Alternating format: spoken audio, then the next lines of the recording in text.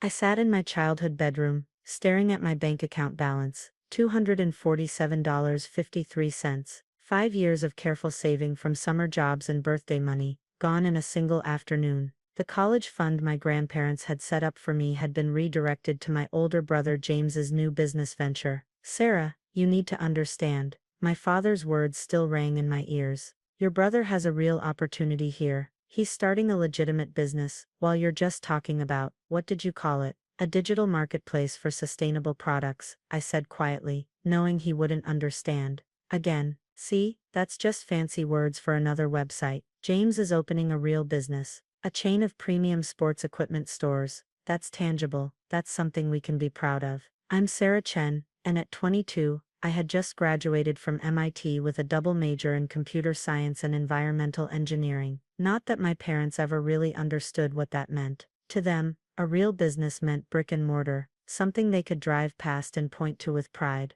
My phone buzzed with a text from James. Thanks for understanding about the money, sis. I'll make it up to you once the stores take off. Maybe I'll even give you a job. I didn't respond. James had always been the golden child, captain of the football team, business degree from a state college, and now, apparently worthy of my entire college fund. The fact that I'd graduated summa cum laude from MIT, or that I'd already built 2 successful apps during college, meant nothing to my parents. Sarah, my mother called from downstairs. James is here with the store designs. Come down and see what your money is helping build. Your money. The casual way she said it made my stomach turn. I walked downstairs to find my family gathered around the dining room table, covered in architectural renderings and business plans. Look at this, Sarah. James beamed, pointing to a glossy mock-up. Premium Sports Plus. We're going to have 5 locations in the first year. This is what a real business looks like. I glanced at the renderings. Expensive retail space,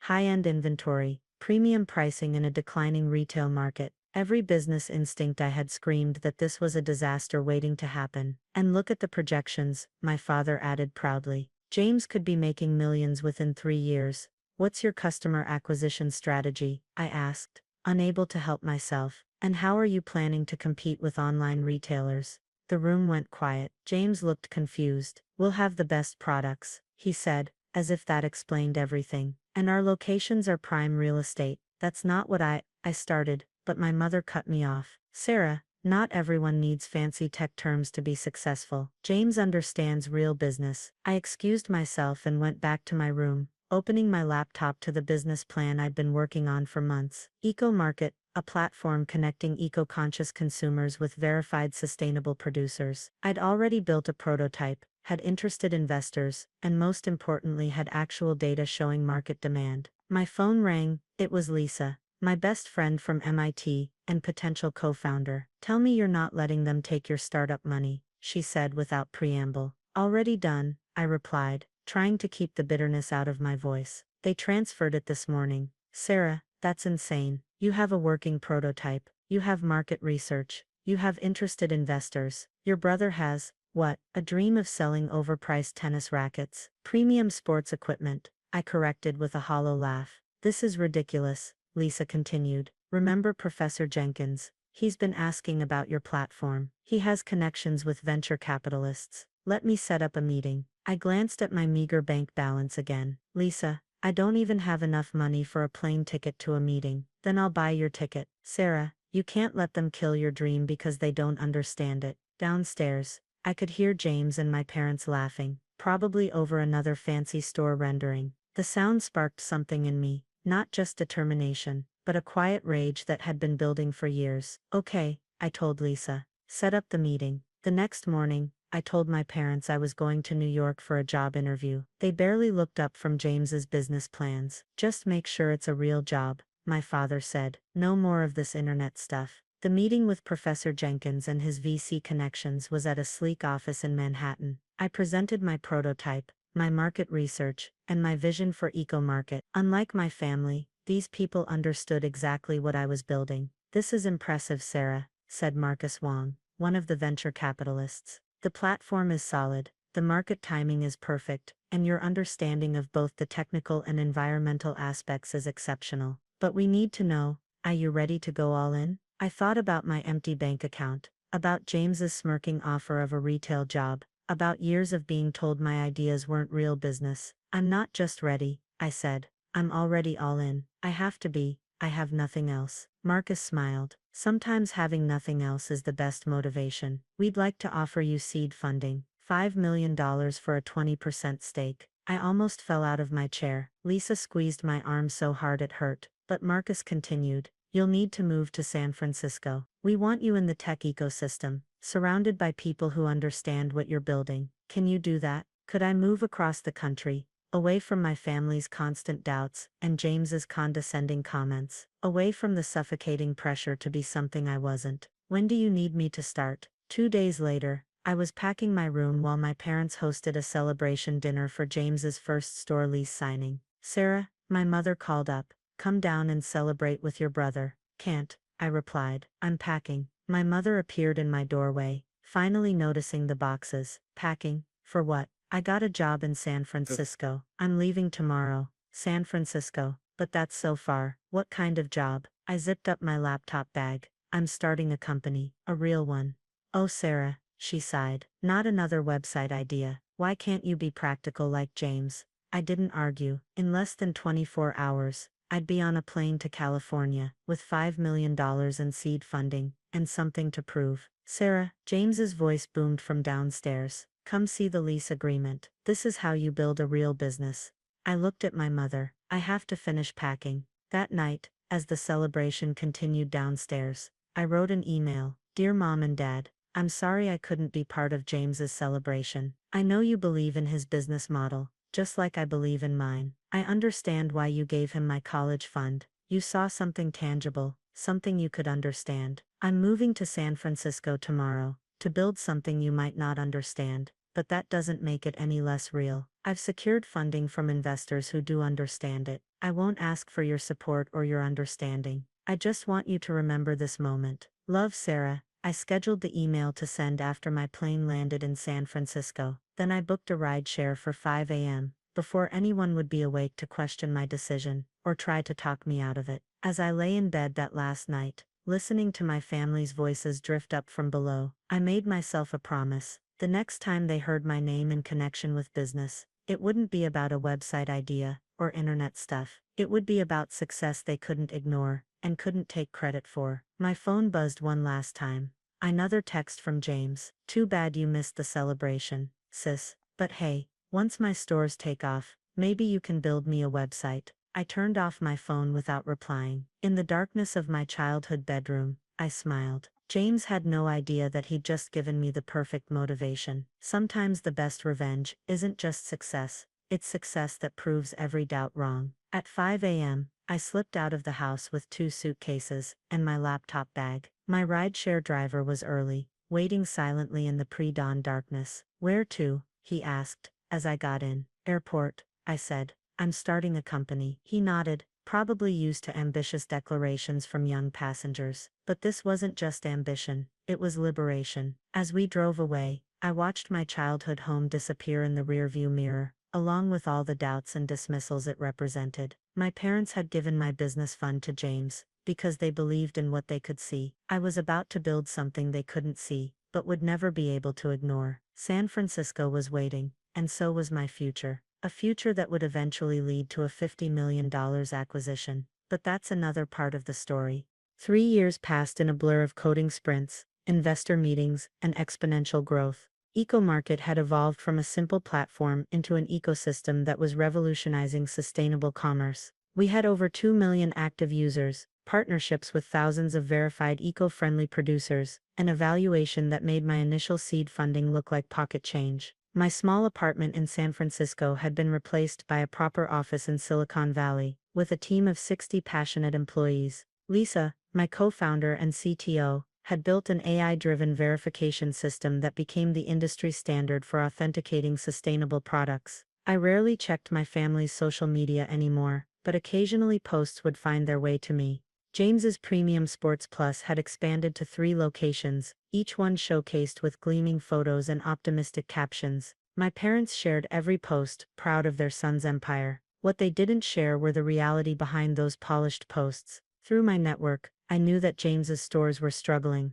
Online competition was crushing his margins, and his premium pricing strategy was failing in a market increasingly dominated by direct-to-consumer brands. "Sarah, you need to see this," Lisa said one morning, dropping a tablet on my desk. It was a business news article about retail closures in the Midwest. Premium Sports Plus was listed among the troubled chains facing potential bankruptcy. "James burned through your college fund and your parents' retirement investment," Lisa continued. "The numbers look bad." I leaned back in my chair, emotions churning. Part of me felt vindicated, but another part remembered the little sister who once looked up to her big brother. "How bad?" "They're carrying about $48 million in debt. The bankruptcy filing shows they have assets worth maybe $2 million.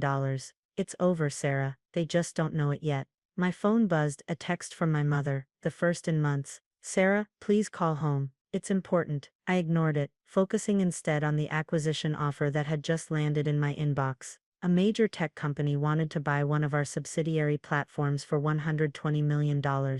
"What are you thinking?" Lisa asked, knowing me too well. "I'm thinking it's time to make a different kind of deal," I replied, reaching for my phone, not to call my mother, but to call Marcus Wang, my original investor. "Marcus, remember how you said I should trust my instincts? I need your advice on something crazy." 2 days later, I sat in a boardroom with my executive team, presenting an unusual proposition. "We can use part of our latest funding round to acquire distressed retail assets," I explained. "There's a chain of sports stores that's about to go under. We can get it for pennies on the dollar." "A retail chain?" Our CFO looked skeptical. "That's not our business model." "No, but transformation is. We convert the locations into eco-friendly sports and outdoor equipment stores, integrated with our platform. Physical locations where people can test sustainable products before buying." We've been talking about this expansion for months. The team was silent, considering the implications. "There's something else," I continued. "The chain is Premium Sports Plus."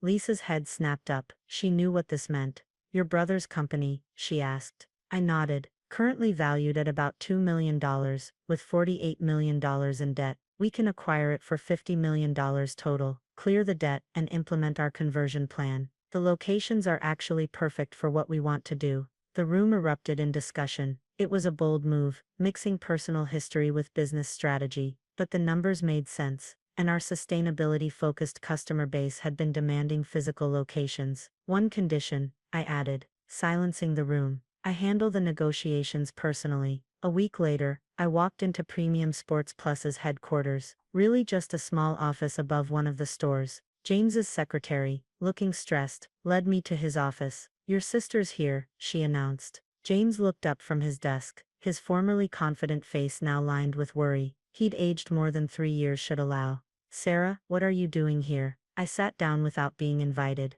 "I'm here to buy your company." He laughed, but it was hollow. "Very funny. Still playing with websites." I placed a folder on his desk. "EcoMarket. Current valuation, $890 million. We're offering to acquire Premium Sports Plus for $50 million. Full debt clearance, no personal liability." The color drained from his face as he looked at the numbers. "This is a joke," he whispered. "No, it's business. Real business." I emphasized the word he'd used so often to dismiss my work. "You have 24 hours to decide. After that, we'll wait for the bankruptcy and buy the assets for much less." I stood to leave, but paused at the door. "Oh, and James, I won't need that job you offered." That evening, my phone exploded with messages. "Mom, Sarah, please talk to us. James told us about your offer. Dad, we need to discuss this as a family." "James, can we meet, please?" I responded to only one. James's message: "My lawyers will contact yours tomorrow. This is business, not family." The acquisition was announced 2 weeks later. EcoMarket acquires Premium Sports Plus and $50 million.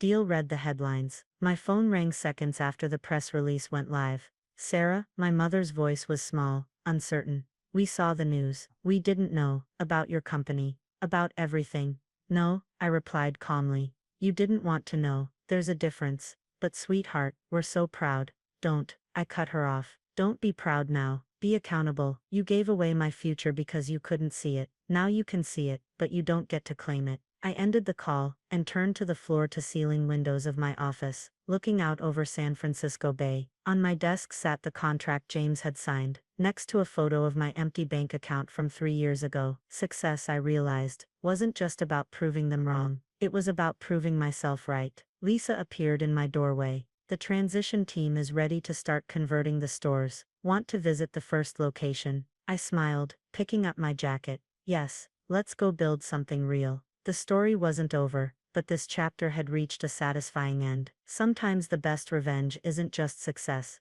It's success that transforms failure into something better than anyone imagined, even if some people have to learn that lesson the hard way. 1 year after the acquisition, I stood in the transformed flagship store of what was now called EcoSport. The sterile, overpriced retail space had been converted into a vibrant showcase of sustainable athletic and outdoor equipment. Interactive displays showed the environmental impact of each product, and customers could test equipment while learning about their eco-friendly manufacturing processes. The store was packed. Our integrated online-offline model had exceeded all projections, with the physical locations driving a 300% increase in platform engagement. We'd successfully converted all of James's former stores, and were opening 10 new locations across the country. Miss Chen, my assistant, approached. Your parents are here. They don't have an appointment, but I turned to see them standing awkwardly by the entrance, looking out of place among the young, environmentally conscious customers. They'd aged since I'd last seen them,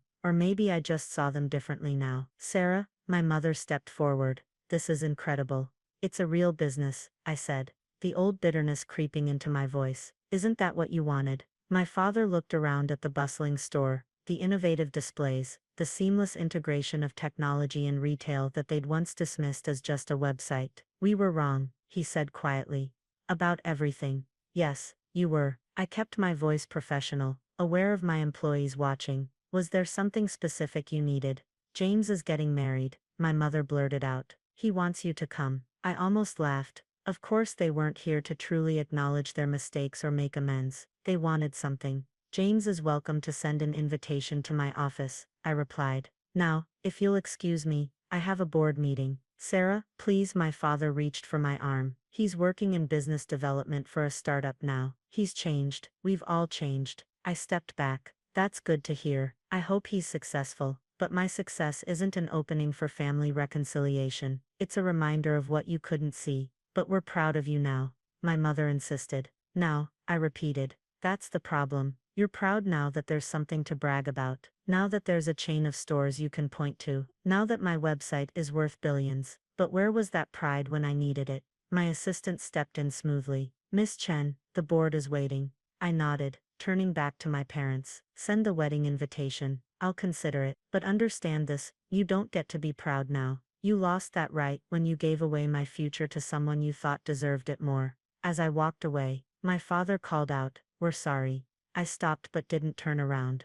I know you are, but you're sorry because I succeeded, not because you failed me. There's a difference. The board meeting was brief. Another quarter of record growth, expansion plans on track, and our sustainability metrics exceeding all targets. Afterward, Lisa found me in my office. Your assistant told me about your parents' visit, she said. You okay? I showed her the wedding invitation that had just been delivered. James is marrying the head of marketing at a clean energy startup. Ironic, isn't it? Are you going? I looked out at the city skyline, thinking about the long journey from that empty bank account to here. Yes, I think I will. Not for them, but for me, to close that chapter properly. 2 weeks later, I sat at the wedding, watching my brother marry someone who shared the values I'd been mocked for believing in. During his speech, James did something unexpected. I want to thank my sister Sarah, he said, his voice thick with emotion. Not just for saving my company, but for showing me what real vision looks like. I didn't understand what she was building, because I was too arrogant to look beyond what I knew. She turned my failure into something remarkable, something that's actually making a difference in the world. I didn't deserve her help,